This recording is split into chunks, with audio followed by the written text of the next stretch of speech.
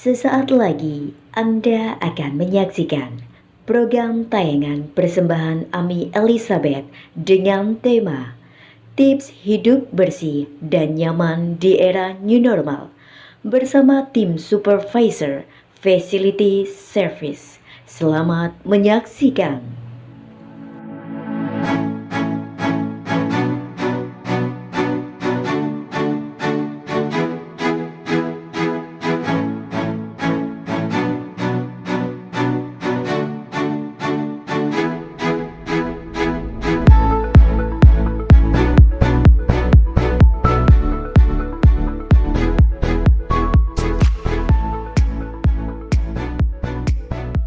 Halo, berjumpa bersama saya Ami Elizabeth dalam channel YouTube Ami Elizabeth. Kali ini adalah session yang sangat istimewa bagi saya karena saat ini saya mengundang para tim supervisor yang berbakat, yang luar biasa di sini, yaitu tim supervisor dalam bidang facility service ya, dan salah satunya adalah bidang kebersihan. Nah, saat ini akan kita perkenalkan dulu siapa-siapa sih orang-orang yang berbakat dan luar biasa ini. Silakan dari sisi kiri saya. Oke, perkenalkan nama saya Auda Zamzami sebagai supervisor area. Baik. Ya. Dengan saya Busini Dalamsari sebagai tim leader pengawas lapangan di area. Berikutnya. Dengan saya Aidil, saya tim leader pengawas area. Berikutnya lagi. Oke, saya HOS Mobile, mungkin disebut Head of Service, Robert Pensius, sama dengan tim juga. Baik. Boleh disapa semua sahabat para Halo. penonton setia Elizabeth. Hai. Terima kasih.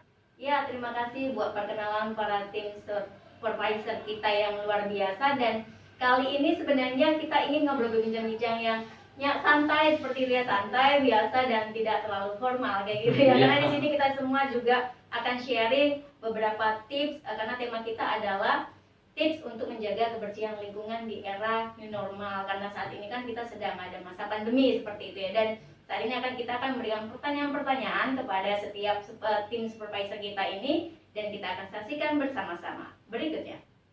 Nah, kali ini kita akan berikan pertanyaan kepada tim supervisor kita. Yang pertanyaan pertama adalah, apa peranan tim supervisor khususnya di bidang facility service ini dalam menjaga kebersihan lingkungan di era new normal atau di masa pandemi ini? Seperti itu. Silakan. Oke, mungkin di salah satu mungkin di zaman pandemi tersebut dari tim kita, dari fasilitas service kita, yang pertama tim kita harus tetap menjaga protokol kesehatan. Protokol kesehatan ya, Iya, teman-teman yang sahabat pertama. ya. Mereka di area itu pastinya harus mengaplikasikan apa yang diberikan oleh tim, seperti kalau di segi kebersihannya ya Mbak, mungkin dari kalau kita sebutnya pendastingan atau pengelapan. Itu pengelapan itu yang pasti kita utamakan itu dengan menggunakan cairan disinfektan. Disinfektan Ya. pasti. Sebab kita tidak tahu baik dari area kita kan di sini cukup banyak, ada di rumah sakit, ada juga mungkin di pabrik. Nah, itu mungkin atau perkantoran, perhotelan juga ada. Mungkin dari sana juga mungkin ada pasien ataupun pengunjung hotel, baik juga dari pabrik-pabrik juga, itu kan mereka dari luar. Ya. Jadi tim kita selalu mensiagakan yang pertama. Yang itu tadi kita pakai disinfektan tadi, caranya pengelapan, juga kita juga ada sterilisasi namanya. Oh iya, baik. Itu. Seperti itu ya. Jadi itu adalah cara-cara dari tim supervisor Iya. mensiagakan para pegawainya di area lingkungan tersebut untuk kebersihan kayak gitu ya. Oke, biasa sekali ya jawaban dari Bapak Robert ya, sebagai tim supervisor di area. Baik, ya sekarang pertanyaan yang kedua nih, kalau untuk para sahabat kita kayak deh, biar nanti sahabat juga mengerti apa sih tips-tips untuk membersihkan atau untuk kebersihan lingkungan, mungkin di rumah, di area rumah ataupun di area perkantoran atau segala macamnya. Yang penting kita itu untuk mencegah namanya tertularnya corona seperti itu ya. Bagaimana menurut para tim supervisor ini? Bagaimana?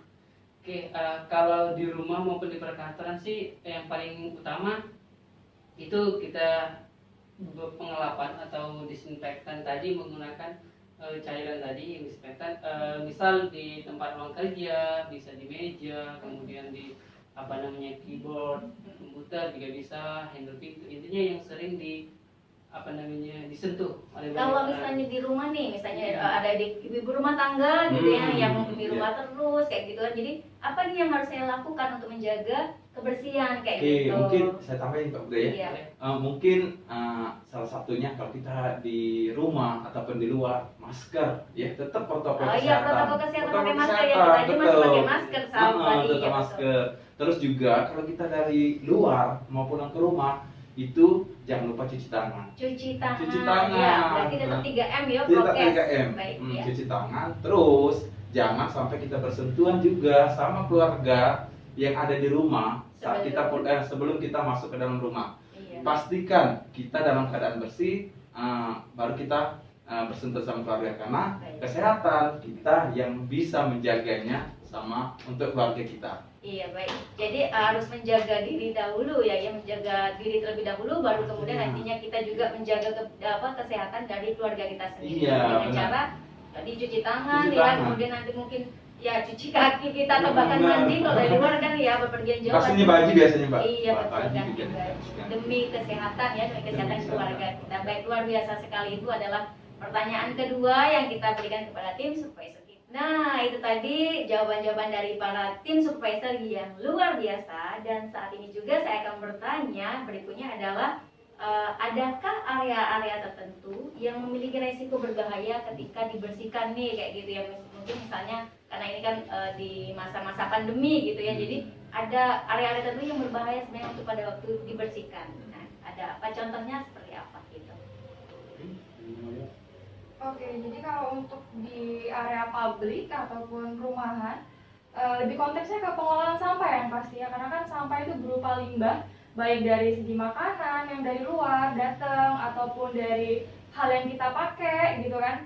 Itu kita bisa menggunakan, yang pertama pasti patuhi protokol kesehatan. Di rumah wajib ada hand hygiene. Sebelum membuang sampah kita bisa menggunakan hand hygiene. Kemudian juga sediakanlah sarung tangan, karena memang konteksnya itu lebih berbahaya karena kita nggak tahu infeksius dari manapun, baik dari luar maupun dari dalam kita sendiri. Antara sesama anggota keluarga kita nggak tahu. Jadi sebelum pengolahan sampah itu baiknya kita menggunakan hand hygiene, menggunakan sarung tangan, baru kita kemas, kita buang ke tempat yang semestinya.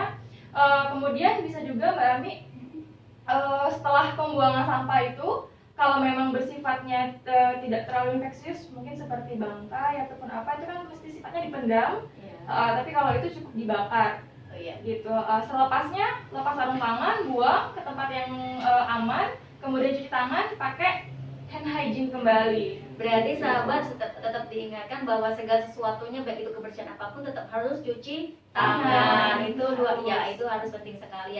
Kemudian ada mungkin dari rekan-rekan iya. Terutama ya dari area-area eksternal, contohnya orang datang ya ke rumah kita, itu kan bahaya di area ruang tamu.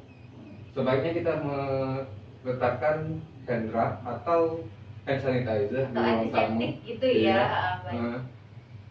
Di ruang tamu supaya tamu-tamu yang datang ke rumah kita selalu menggunakan hand rub atau hand Iya. sanitizer tersebut. Nah, Tapi untuk menekan penyebaran virus tersebut Ya, Iya. minimalkan Minimalisir ya, ya. minimalisir baik untuk penyebaran virus corona ini, karena memang kita tidak tahu, karena yang kita hadapin ini bukan yang terlihat gitu ya, tapi kasat mata. Jadi kita tidak tahu apakah menempel di tangan kita, menempel di tangannya keluarga kita, jadi atau tamu. Bukan berarti kita tidak bisa menerima tamu sebenarnya, tetapi kita juga harus menjaga, sama-sama saling menjaga, intinya kayak gitu ya. Jadi siapkan hand rub atau antiseptik atau pokoknya untuk cuci tangan. Baik, luar biasa sekali. Ada yang mau ditambahkan? Yang paling penting sih jaga diri sendiri Mbak ya. Karena kalau kita jaga diri sendiri dengan mematuhi protokol kesehatan, otomatis orang yang sekeliling kita itu bakal lebih terjaga. Karena kalaupun kita saja lalai, gimana kita harus menjaga orang lain, gitu kan? Baik. Jadi intinya jangan lupa gunakan masker, cuci tangan, terus makanan yang bergizi, Ya. olahraga itu pasti wajib. Karena kalau imun kita turun, Ya. otomatis virus akan cepat datang. Baik, luar biasa sekali ya jawaban-jawaban dari para tim supervisor kita, luar biasa. Iya, itu tadi perbincangan yang luar biasa dari tim supervisor kita atas pertanyaan-pertanyaan yang saya berikan. Dan saat ini di penghujung acara ya, tidak terasa sudah beberapa menit kita saling berbincang, dan saya ini kita akan berikan sebenarnya kesimpulan dari perbincangan kita tadi. Dan untuk menjaga kebersihan lingkungan adalah seperti apa kesimpulannya? Silakan. Oke, baik semua sahabat Ami Elizabeth, ya dari kesimpulan dari awal sampai perbincangan akhir tadi. Yang pertama, patuhi prokes, protokol kesehatan itu tidak boleh dilewati dalam melakukan hal apapun, melakukan suatu kegiatan, pekerjaan, baik dari awal kita mau sarapan sampai ke malam hari, itu memang harus patuhi prokes. Itu. Kemudian jangan lupa gunakan masker, wajib baik di dalam rumah maupun di luar rumah. Itu. Kemudian untuk pola hidup, pola makan, mulai dari sekarang, baik yang tadinya kemungkinan makan berlemak-lemak dikurangi gitu kan. Kemudian juga untuk pola kesehatan yang tadi biasanya mungkin kurang lari ataupun kurang berolahraga, coba ya. dimulai buat ya kalau nggak dari Biasa sekarang kita ya. mau kapan lagi gitu kan. Jadi mulai dibiasakan untuk mengatur pola makan kita sama-sama, kemudian mengatur pola berolahraga. Intinya itu tadi, kembali ke prokes tadi, ya. patuhi Baik. protokol kesehatan. Mungkin dari Ada yang bapak menambahkan yang silakan. lain. Ingat pesan ibu aja. Ingat 3M. pesan 3M, betul. Mencuci tangan, memakai masker, menjaga jarak. Iya, luar biasa. Ada yang mau menambahkan lagi? Benar sih, dari poin-poin yang dijelaskan tadi sih pada dasarnya semuanya tergantung pada diri sendiri sih, Mbak. Iya, mulai dari diri kita Apa sendiri benar? ya. Jadi kalau kita aja yang nggak peduli dengan protokol kesehatan, bagaimana kita harus mencontohkan? Betul. Gitu. Apalagi kita kan sebagai tim yang di lapangan ya. Jadi jadi contoh buat tim yang di area maupun yang di area lain juga. Jadi kalau kita lalai, terus kita juga abai dengan peraturan yang ada, ya mungkin orang lain ataupun ini secara tidak sadar kan mencontoh. Ya, gitu. betul. Baik. Itu sih kurang lebihnya. Oke, terima kasih buat para supervisor kita yang berbakat dan luar biasa. Terima kasih telah bergabung bersama saya dalam tayangan channel Ami Elizabeth. Semoga semuanya sukses, semuanya Amin. kita dalam lindungan Tuhan ya, amin. Dan mungkin ada yel-yelan yang akan dikasihkan kepada sahabat-sahabat Ami Elizabeth, silakan. Iya nih, mungkin buat sahabat Ami, mungkin Jangan lupa ya, Jangan lupa like, jangan lupa like, subscribe, komen. Komen. Oke, subscribe, like, And share, comment. and comment. Terima kasih buat dukungannya ya, dan para penonton setia Ami Elizabeth yang telah mendukung adanya channel ini dan menonton sampai dengan akhir. Semoga kita semua dalam lindungan Tuhan, amin. Dan tetap Amin. ingat 3M ya, oke. Terima kasih telah menonton channel ini sampai dengan selesai. Saya Ami Elizabeth dan Saya Ahmad Zamzami. Saya Indra. Saya Aidin. Saya Robert. thank you and see you, bye-bye. Bye.